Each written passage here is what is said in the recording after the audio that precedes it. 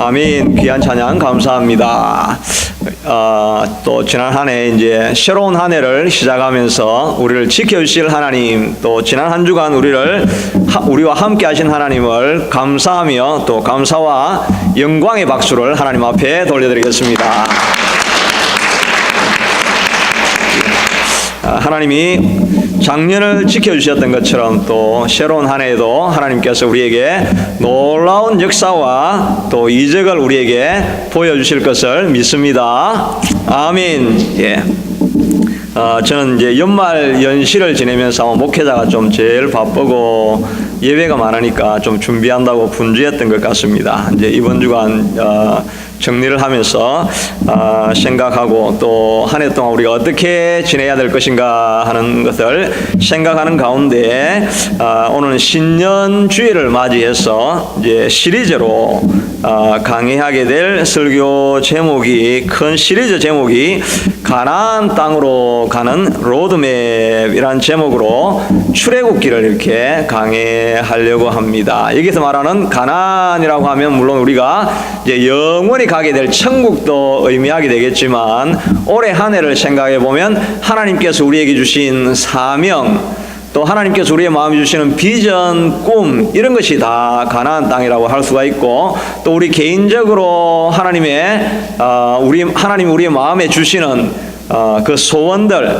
이런 것들을 다 가나안이라고 이렇게 할 수가 있을 것입니다. 근데 이 가나안 땅으로 가려고 하면 출애굽 여정에서도 광야를 꼭 지나야 가나안 땅으로 들어갈 수가 있게 됩니다. 마찬가지로 우리의 주신 사명, 또 마음에 두신 하나님의 소원, 이런 걸 다 이루어 가려고 하면은 반드시 우리도 광야의 길을 꼭 지나가게 된다는 것입니다. 그러니까 이 출애굽기를 통해 가지고 이스라엘 백성들이 광야길에서 어떻게 실패했는가, 또 어려움들을 어떻게 극복했는가, 이런 것들을 이렇게 쭉 살펴보면서 우리도 1년 동안 하나님께서 우리에게 주실 비전과 사명과 소원을 어떻게 지혜롭게 이겨나갈 수 있을까 하는 그런 지혜를 이 시리즈 설교를 통해서 배워가기를 원하는 것입니다. 특별히 이제 무엇보다도 이 시리즈를 하면서 여러분이 꼭 마음에 두셔야 될 것은 하나님께서 내게 두신 비전과 소원을 꼭 가질 수 있게 되기를 바랍니다.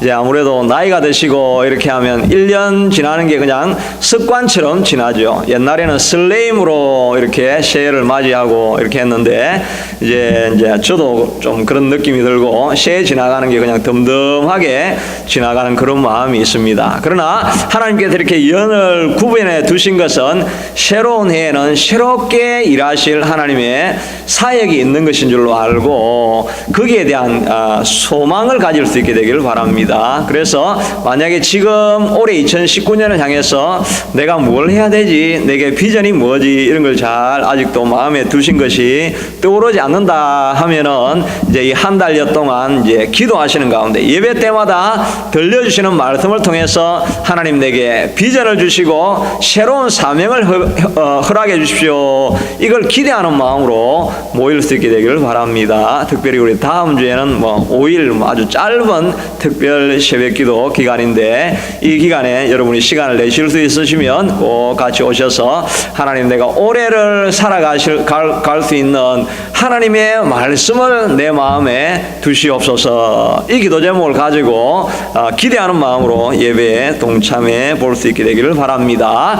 오늘 저는 이제 1장 우리가 읽었던 이 내용을 통해 가지고 적은 주제로는 모든 역경에는 의미가 있다라는 제목으로 설교와 또 은혜를 나누기를 원합니다. 1980년대에 그 짐 베이커라고 하는 유명한 이 텔레 이벤젤리스트, 이 방송 설교가가 있었습니다. 이분이 얼마나 이 헌금을 모금하는데 규제였던지 엄청난 돈이 이렇게 몰려지게 되어졌는데, 너무 부가 많아 축적이 되다 보니까 이분이 나중에는 횡령죄와 또 성폭력 이런 거로 해가지고 실제로 실형을 받아서 구속이 되어지게 됩니다. 8년 동안 이제 감금이 되어져 갔는데, 여러 감옥서를 이렇게 돌다가 마지막에는 맨체스터에 있는 로체스터라고 하는 이 제일 좀 추운 감옥에 감금이 되어졌습니다. 4명이 좁은 방에서 지내야 되는 이런 아주 열악한 환경이었는데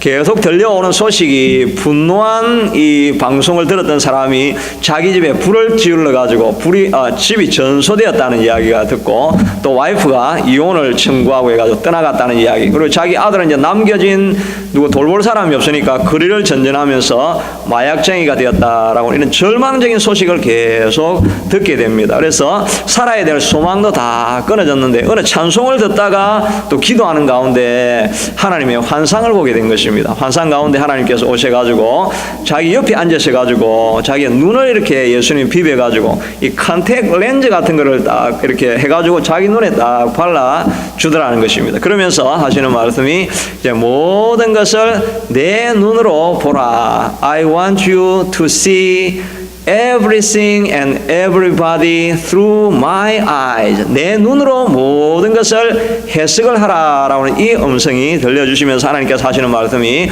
내가 너를 여기에 감옥에 부른 이유는 너를 징벌하려고 한 것도 아니고 또 너를 여기 와서 복음 전하라고 한 것도 아니고 나와 친밀함을 쌓을 수 있는 이런 관계를 회복하기 위해서 이 자리로 불렀다. 그래서 그 많은 고난 가운데서 이제 하나님의 눈으로 고난을 막 해석을 하면서 결국은 이제 감방에 나와가지고 나중에 적은 책 제목이 뭐냐니까 I was wrong. 내가 잘못되었다. 이렇게 자기 회개하는 글을 이렇게 읽게 되어서 쓰게 돼가지고 많이 알려진 책이 되어졌습니다. 우리에게 많은 고난이 찾아오고 어려움이 찾아온다 할지라도 하나님의 눈으로 그 문제를 우리가 이해하고 해석할 수 있으면 이유가 있는 고난과 역경이 되기 때문에 우리가 그 길을 넘어갈 수가 있게 되는 거지요. 그러니까 고난이 왔을 때 하나님이 무슨 뜻인가를 아는 것, 이것이 우리가 역경을 다 이겨나갈 수 있고 넘어갈 수 있는 힘이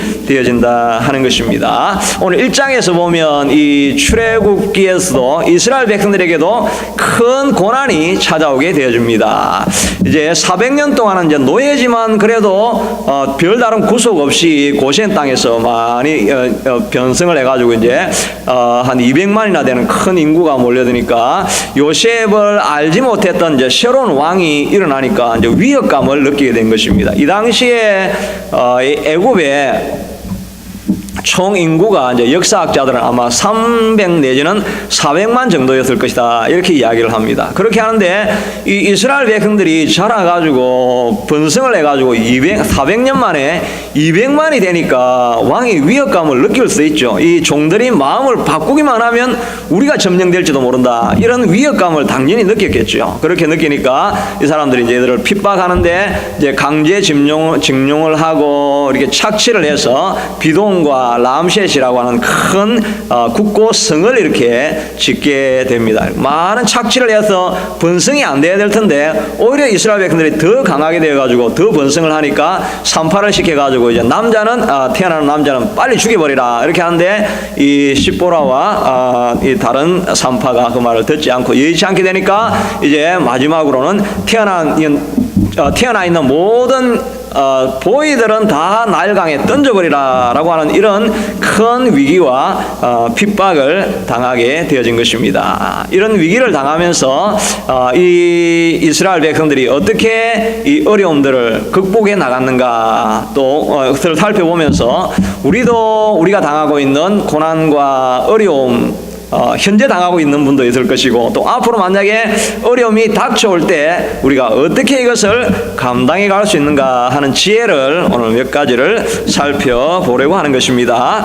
첫째는 고난이나 축복을 통해서 그 안에 주시는 하나님의 사명을 발견하라 하는 것입니다. 어려움이 있든지 아니면 형통함이 있을 때 거기에 반드시 하나님이 주시는 그런 메시지가 있고 우리에게 주시는 사명이 있다 하는 것입니다. 1장 7절에 보면 이 이스라엘 백성들이 크게 번성을 해가지고 온 땅에 가득하게 되어졌다 이렇게 말하고 있습니다. 이 사람들의 인구가 총 얼마나 되어졌을까 하는 것을 살펴보면 이건 정확하게 성경에 그냥 기록되어져 있습니다. 민수기 1장 46절에 보면 이 민수기라는 말이 백성 민자의 숫자 수 한글이 맞는지 모르겠는데 백성을 헤아리는 책이잖아요. 그러니까 숫자가 다 나와 있습니다. 1장 46절에 보면 이때 이스라엘 백성이 총 얼마였느냐 하니까 20세 이상으로 싸움에 나갈 만한 이스라엘 자손을 다 계수하였던데 총계가 60만 3,550명. 이렇게 어떻게 정확하게 이렇게 기록이 되어져 있는 것입니다. 이건 이제 20세 이상 남자만 계산을 했으니까 뭐 4명 가족으로 쳐도 240만입니다. 엄청난 숫자가 불어나게 되어진 것입니다. 그런데 고대 사회에 이렇게 400년이 지난다고 해가지고 70명에서 250만으로 이렇게 일어나는 거는 이거는 뭐 흔한 일이 아닙니다. 이거는 아주 특이한 이런 현상이 일어난 것입니다.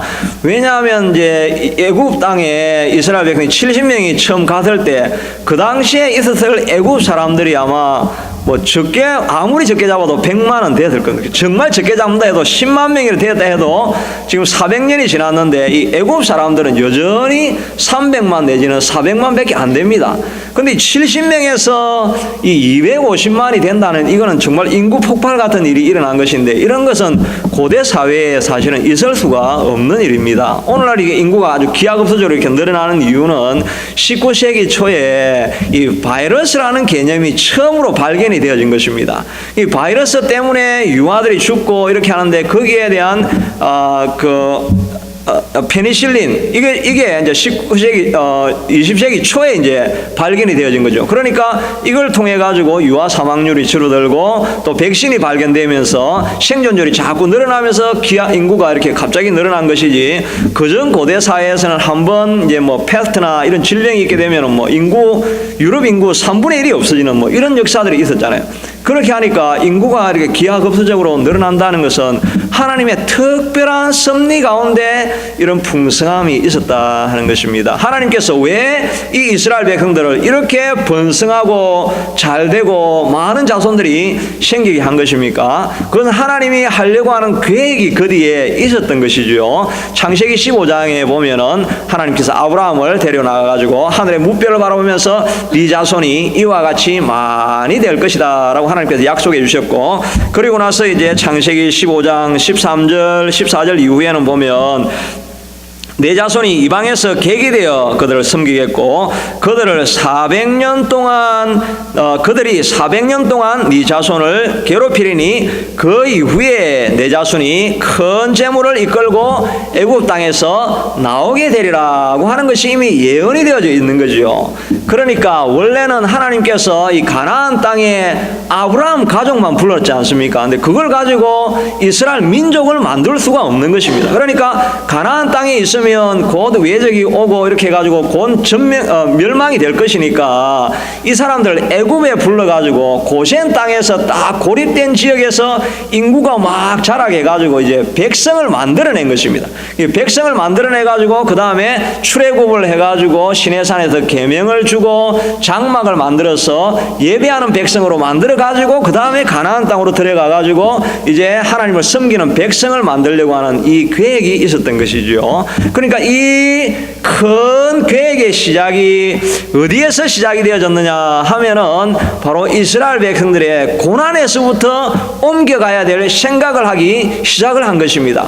그러니까 고난이 우리 속에서 일어난다는 것은 우리가 그걸 잘 하나님의 눈으로 해석하기만 하면은 이 일을 통해서 하나님께서 더 큰 일을 이루시기 위해서 이 고난이 찾아왔다, 이렇게 우리가 이해할 수 있다 하는 것입니다. 그러니까 우리 속에 풍요함이 찾아올 때, 또 고난이 찾아올 때 그 안에 하나님이 주시는 사명이 있다 하는 것을 발견할 수 있게 되기를 바라는 것입니다. 여러분이 지금 어떤 상황이 있든지 간에 올해는 여러분이 꼭 중요한 일은 하나님께서 내가 뭘 하려고 1년을 더 살게 하셨는가, 물론 더 오래 사셔야 되겠지만은 지금 정말 왜 1년을 내가 하나님께서 더 살게 하셨는가, 이 사명을 꼭 발견하고 그 사명을 향해서 달려가야 연말에 계산할 때 내가 부가 늘어났든지 뭐 다른 자손이 번성했는지 그게 중요한 게 아니라 내가 사명을 이루었으면 성공한 한 해가 되는 것이고, 다 이루었어도 사명에는 전혀 관련이 없다고 한다면 헛된 인생이 될 것입니다. 우리 다 올라가서 이제 천국에 가서 하나님 앞에 심판대 앞에 설 때는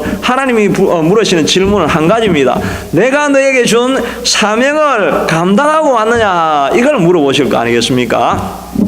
근데 우리 일반적인 사명이 무엇인가 하는 것을 이렇게 생각해 보면, 여러분 오프라 윈프리 잘 알죠? 토크쇼의 뭐 여왕이라고 할 수가 있죠. 뭐 엄청난 부를 가지고 있고 영향력이 너무나 엄청나죠. 그분이 그 프로에서 지금도 뭐 거의 1,400만 정도가 이렇게 시청을 한다고 하는데, 세계적으로. 근데 그분이 책을 한번 소개하면 그건 뭐 완전히 바로 베스트셀러가 뭐 밀리언 셀러가 되는 거죠. 엄청난 영향력을 가지고 있는데, 우리가 아는 것처럼 이분의 어렸을 때의 삶은 굉장히 힘든 삶이었죠. 미시시피의 그 가난한 흑인 가정에 태어나가지고 부모가 이혼하고 그 가정 가운데 찢어지는 가난 가운데 또 친척을 통해 가지고 성폭행을 당하고 그래가지고 미혼모로 14살에 이제 딸을 낳은 거죠. 그 딸은 2주 만에 죽게 되고, 그 다음에 그 가난 때문에 그 전전하면서 마약쟁이가 돼가지고 뭐 10대 후반은 다 그렇게 비참한 인생을 살았습니다. 그런데 그가 적은 자서전 이름이 뭐냐니까 This is 미션, 이것이 미션이다라고 하는 그 책을 적었습니다. 그 책에 보면 자기가 그 회복되어질 수 있었던 것은 자기 아버지가 가지고 있었던 신앙 때문에 자기가 영향을 받아서 성경이 많은 영향력을 미쳤다, 이렇게 이야기를 합니다. 근데 이분은 크리스찬은 아닙니다. 이건 뉴에이지 계통으로 이렇게 넘어가긴 하셨는데, 하여튼 그의 모든 이렇게 내용에 보면 성경적인 영향력이 가득한데, 그분이 말하고 있는 우리가 가진 사명이 무엇인가 하는 것을 4가지로 이렇게 말하고 있는데, 우리에게 전해주는 메시지가 있습니다. 많은 설교에도 이 사명에 대해서 어떻게 이렇게 성경을 비신자가 성경적인 미션을 이렇게 잘 정리했나 할 정도로 이렇게 기록이 되어져 있습니다. 첫째는 많이 가진 것은 축복이 아니라 사명이다 하는 것입니다. 많이 가진 것을 축복이다 이렇게 하면 내 혼자 잘 먹고 잘 살아야지, 이런 마음을 가지겠죠. 그런데 내가 주신 모든 많은 것들이 하나님께서 내게 잠시 맡겨주어서 사용하라고 부탁해 주신 것이다 라고 생각하고, 나는 그걸 청직이라고 생각을 하면 그게 사명이 되는 거죠. 축복이 흘러오면 그걸 흘려보내기 위해서 내가 가지고 있는 것, 더 많이 가진 것은 축복이 아니라 사명이다 하는 것입니다. 이걸 우리 생각하면 언뜻 쉽게 물질적인 부 이렇게 생각하면서 돈 많은 사람은 축복이 아니라 사명이다, 남의 이야기다, 이렇게 생각할 수 있는데, 이건 물질만을 이야기하는 것이 아닙니다. 여러분 가운데 다른 사람보다 특별히 많이 가진 것 있습니다. 다 있습니다. 어떤 사람은 더 얼굴이 다른 사람보다 잘생긴 사람들도 있고, 더 건강한 사람들도 있고, 또 특별히 뭐 노래 잘하는 사람들도 있고, 각기 다양한 재능이 있는데, 그 다양한 재능은 가지고 있으라는 것이 아니라 그걸 가지고 축복을 흘려보내어서 다른 사람을 섬기라고 주신 사명으로 우리에게 주어진 것이라 하는 것입니다. 찬양도 마찬가지인데, 제가 어제 이렇게 설교하고 또 다른 이제 자료를 보고 이렇게 하는 가운데, 이게 임선주라는 이제 집사님인데 그리 찬양 사역자인데, 이분의 간증을 제가 들어보게 되어졌습니다. 정말 이렇게 외모도 정말 참 매력적으로 이렇게 했는데, 우리 바닷가에서 이 통기타를 치면서 찬양을 계속 하는 것을 제가 몇 번 봤는데, 이분은 간증을 들어보면서 그 사람의 사연을 이렇게 알게 되어졌습니다. 이분이 자기 부모가 이제 이혼하는 가정에서 할머니 댁에 갔는데, 할머니는 또 중풍이 걸려가지고 어린 시절을 굉장히 어렵게 이렇게 보내게 됐는데, 그래서 많은 방황을 하면서 아르바이트 할 때 자기가 이 카페에 가가지고 통기타로 라이브 음악을 하면서 아르바이트를 이렇게 했다고 합니다. 그러다가 어떤 분의 소개를 통해 가지고 부흥회 가가지고 하나님을 정말 인격적으로 강력하게 만난 것입니다. 마음에 너무나 큰 기쁨이 있으니까 이 기쁨을 어떻게 표현해야 될까라고 생각하니까, 내가 가진 것, 내가 잘하는 게 뭐가 있지 하니까, 내가 카페에서 통기타 치고 노래했던 것, 이 노래를 통해 가지고 방황하는 사람들에게 복음을 전해야 되겠다, 이 마음을 가지고 아무도 안 알아주는데 그 포항 지역에 사니까 포항 지역에 바닷가에 가가지고 계속 그냥 찬양을 했다는 것입니다. 그러면 막 지나가는 사람들이 그 영일만 친구 그거나 불러라, 왜 그런 노래를 부르냐, 이렇게 해도 계속 이렇게 찬양을 많이 불렀습니다. 5년 동안 아무도 말 안 하는데 그냥 계속 찬양이 하나님께서 주신 사명이라 생각하고 이렇게 했는데, 어느 날 이제 경주에서 우리 벚꽃놀이 가자고 친구가 와가지고 벚꽃놀이를 거기 갔습니다. 가가지고 벚꽃이 너무 아름다우니까 주 하나님 지으신 모든 세계 그 찬송을 막 하고, 그 다음에 야, 이 아름다운 곳이 왔는데 내가 찬양을 안 할 수 없다 이래가지고 찬양을 했습니다. 그 찬양이 찬양 예수로 나의 구주 삼고 보혈과 피로서 거듭나니, 이걸 이제 좀 현대풍으로 해가지고 이렇게 불렀는데, 친구가 그걸 이렇게 사진으로 이제 셀카로 찍은 거예요. 찍어가지고 있으니까 그냥 그걸 친구가 이제 유튜브에 올렸는데, 이게 굉장히 감동적이 되니까 누가 페이스북에 그걸 이제 드래그를 해가지고 옮겨놓은 것입니다. 이게 어느 순간에 갑자기 전파가 막 퍼져나가가지고 30만 이상이 첫 주에 30만 이상이 이렇게 보게 되어진 것입니다. 그리고 나서 거기에 댓글 중에 윤복희 씨도 그걸 보고 그 감동받았다는 그 내용을 이렇게 기록을 해놓고, 이게 그냥 갑자기 막 이렇게 뜨게 된 것입니다. 그래가지고 이분이 사역을 하는데, 지금 뭐 전국을 불러다니면서 찬양 사역을 하고, 그리고 자기도 이제 자기 말로는 미쿡으로 보내져가지고 미쿡에서 맨하탄 거리에서 이 스트리트싱어로 이렇게 찬양하는 이런 초청까지 받아서 크게 사역이 확장이 되더라 하는 것입니다. 이 내가 더 많이 가진 것은 내가 누리라는 것이 아니라, 축복이 아니라 흘려보내야 될 사명인 줄로 믿으시기를 바랍니다. 여러분에게 이제 나이가 드시긴 하셨지만, 그러나 여러분에게도 여전히 남들보다 더 가진 것이 꼭 있습니다. 섬길 수 있는 실력, 또 요리할 수 있는 실력, 전도할 수 있는 실력, 다 하나님이 주신 것이 있습니다. 거기다가 우리가 기도하시면서 하나님 올해 사명을 주십시오라고 이제 사명을 발견할 때 그 일을 가지고 축복의 통로가 되어서 쓰임받게 되기를 간절히 축원합니다. 그래서 제 말이, 쓰면 더 크게 되고, 안 쓰고 갖고 있으면 뭐 됩니까? 똥 됩니다. 여러분, 자기가 하나님이 주신 아름다운 것인데 그걸 무시하거나 나는 할 수 없다, 또는 하나님께서 부르시는 음성에도 불구하고 그냥 그걸 계속 가지고 있으면 정말 이게 되는 것입니다. 정말. 그러니까 하나님이 주신 건 우리가 기쁨으로 자꾸 사용을 할 수 있게 되기를 바라는 것입니다.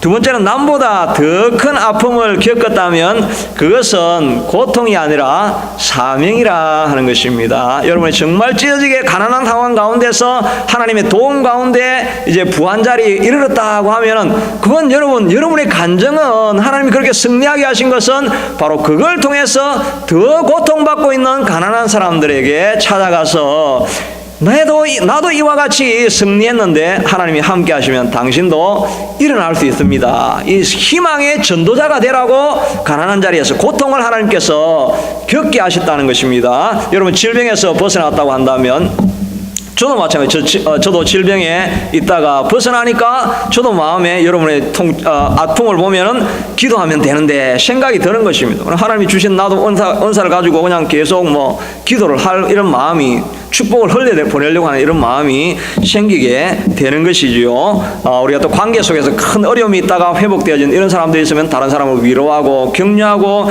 세우기 위해서 그 아픔의 과정을 지나갔다 하는 것을 믿으시기를 바라는 것입니다. 우리 교회는 특별히 이제 작년에 큰 어려움 가운데 이제 이렇게 우리가 새롭게 세워져 가고 이렇게 있지 않습니까? 이걸 보면서 저도 우리 교회가 왜 이런 아픔을 겪어왔는가 이런 생각을 하면서, 이거는 사명이다. 이렇게 깨어지고 어려울 수 있는 이런 교회, 그리고 시니어만 모여있는 이런 교회라 할지라도 다른 사람들이 보기에는 힘이 없는 교회인 것 같은데도 하나님께서 우리를 여전히 모여서 교회하게 하시고, 또 제가 이렇게 오게 되어지고 이렇게 한 것은 시니어 처치도 하나님 앞에 쓰임받으면 이런 일이 일어날 수 있다라고 하는 사명으로 우리를 이 자리에 있게 하셨다 하는 것입니다. 그러니까 여러분, 더 좀 건강하시길 바랍니다. 더 좀 육체 관리를 잘 하셔가지고 오래 살 것을 하나님 앞에 꼭 부탁하시기 바랍니다. 바랍니다. 아프면 꼭 안수 받아가지고 내가 고침 받아야 되겠다. 아직 사명이 있다. 이 비전을 가질 수 있게 되기를 바랍니다. 아픔을 통해서 하나님께서 우리 교회를 세우시기를 원하는 그런 사명이 우리에게 있다는 것을 꼭 믿으시기를 바랍니다. 우리 교회는 반드시 성공하고 승리해야 되고 간증거리로 남으리라고 하는 이런 믿음을 여러분 기도로 하시기를 바랍니다. 우리 교회는 이런 사명이 있다는 생각을 하기를 바라는 것입니다. 셋째는 남보다 가슴 설레는 꿈을 꾸게 되는 것은 망상이 아니라 사명이다 하는 것입니다.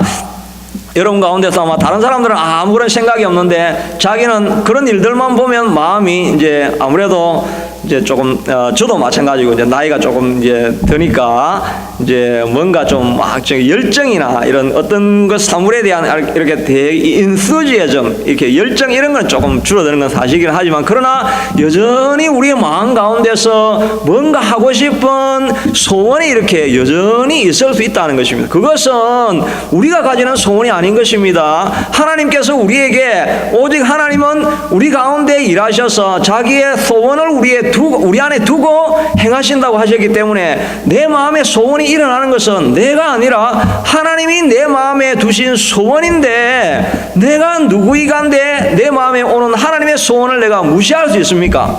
내가 아무리 연약하고 자원이 부족하고 빈당하다 할지라도 하나님께서 내게 사명을 주시고 소원을 주시고 하면 하나님이 주신 것이기 때문에 할 수 있다는 것을 믿으시기를 바랍니다. 하나님이 우리의 마음에 소원을 주셨으면 자원과 사람과 도움은 하나님이 보내주시는 것입니다. 왜냐하면 내 소원이 아니라 하나님이 내 마음에 그런 소원을 주셨기 때문에 그런 자원을 일어나게 하게 하신다는 것입니다. 특별히 우리 마음 가운데 선교에 대한 비전 이런 것이 있는 분이 계실 수 있을 것입니다. 특별히 또 전도에 대한 소원 이런 것이 있는 것 여러분 그 하나님이 주신 마음을 잃지 말고 도전해 보시기를 바랍니다.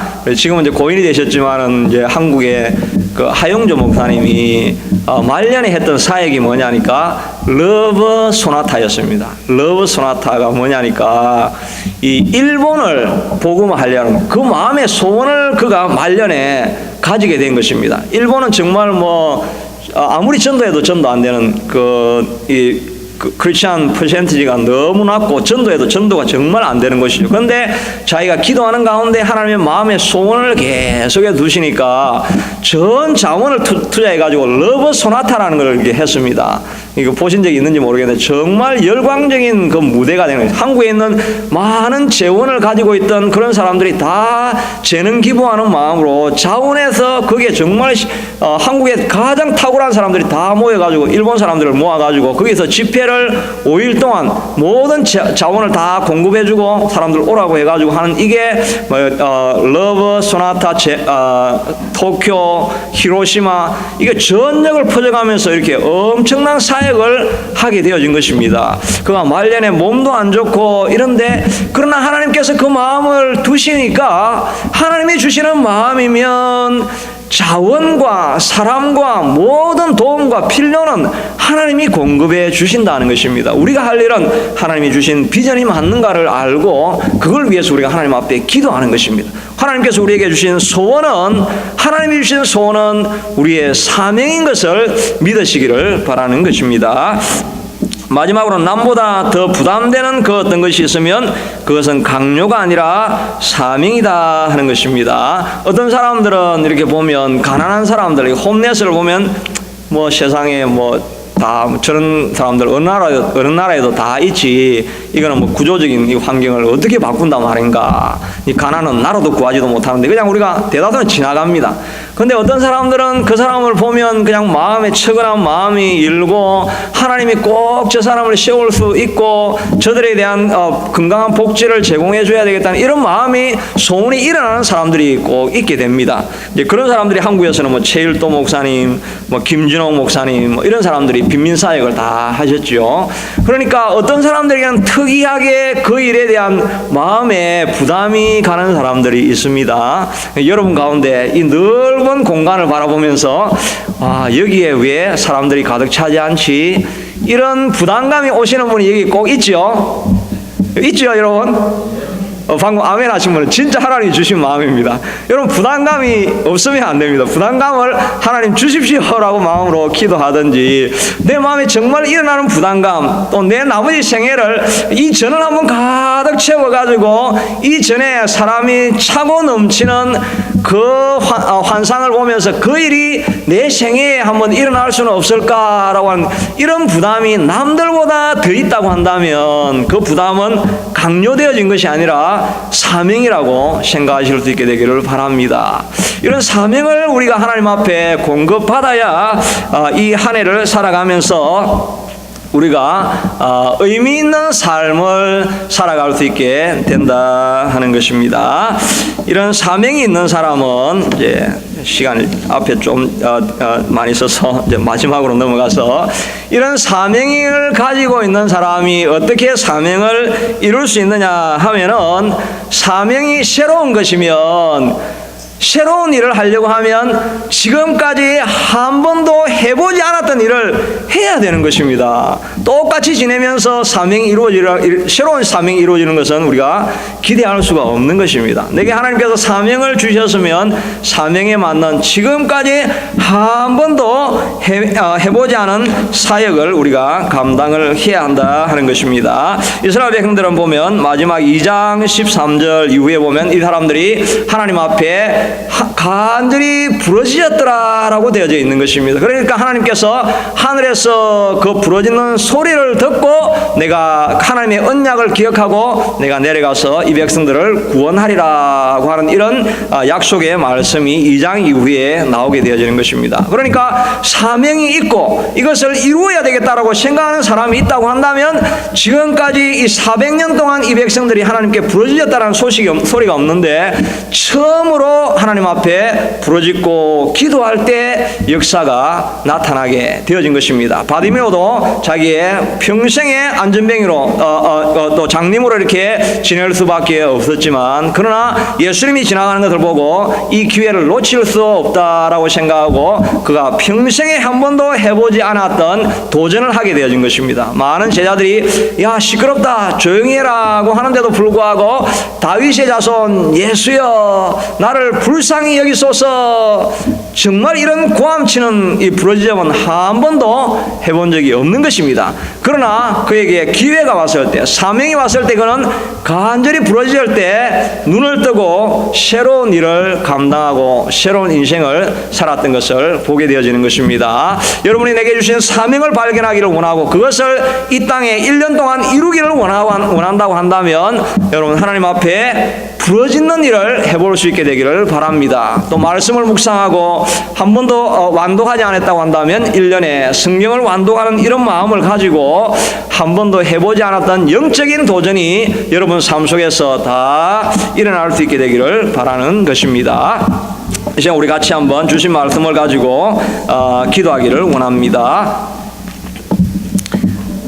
새로운 가나안 땅으로 들어가기 위해서 제일 처음 다가왔던 이스라엘의 변화는 고난이었습니다. 역경이었고 시련이었습니다. 이 시련은 하나님께서 넘어가서 가나안 땅으로 들어가기 위한 전 단계였다고 할 수가 있는 것입니다. 하나님 우리에게 사명을 주시옵소서. 하나님께서 내 마음에 두신 이 사명을 올해는 꼭 이룰 수 있게 되도록 내가 지금까지 한 번도 해보지 않았던 일이지만 하나님 앞에 기도하며 달려가기를 원합니다.